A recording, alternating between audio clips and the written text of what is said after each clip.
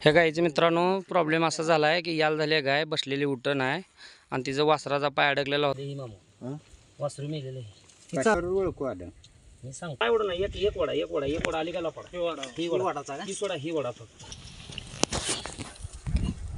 नकडा सरळ झाला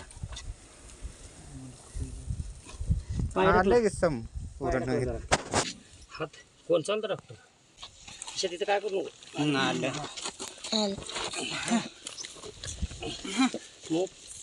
सरळ जोडा काम व्यवस्थित गाई दाखव ही वासरू आत. मित्रांनो बघा ह्या वासराला डोळ्यात हुक टाकून बाहेर तोंड काढलेलं आहे. दोन्ही पायाला 2 रश्श्या लावून बाहेर काढले. वासरू पहिलेच आतमध्ये मेलेलं होतं. गाय बसलेली उठत नव्हती. गायची कंडिशन बघा समजा व्यवस्थित केलेलं आहे. आता गाईला कमजोरतापणा आलेला आहे. आता सलाईन इंजेक्शन लावतील डॉक्टरला बोलून. आपण एवढं काम केलेलं आहे.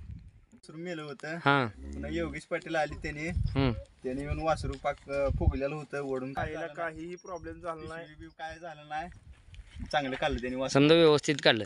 आणि असा प्रॉब्लेम आपल्या वस्तीवर किती झालाय 3दा झालाय आणि 3दा योगेश पाटील आलेत आणि त्यांनी पूर्ण गाईचं ट्रीटमेंट व्यवस्थित केलेलं आहे. मग आपलं काय शिक्षण आहे का आपला डॉक्टरचा उद्योग आहे का? नाही तसं काही नाही. योगेश पाटील बोलवल्या कधीही राहू द्या अर्ध्या रात्री किंवा रात्रीच्या 2 वाजता येतात.